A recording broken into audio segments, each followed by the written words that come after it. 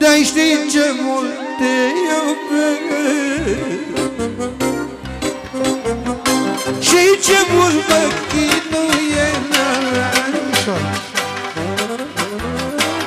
Într-o zi poate-i muri, cine te va mai iubi?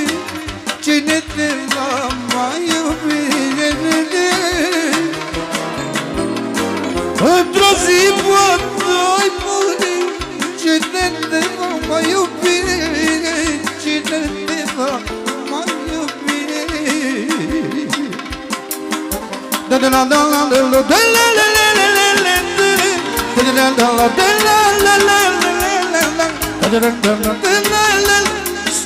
Să moară mama mea. Îți dai seama ce muzică cântam eu acum? Nu știu, 25, 26. Asta e muzică. Să moară mama mea, dacă nu... Ce crezi? Țăran de la Petroșani. Și eu de la Hațec, dar noi cu muzica asta am crescut.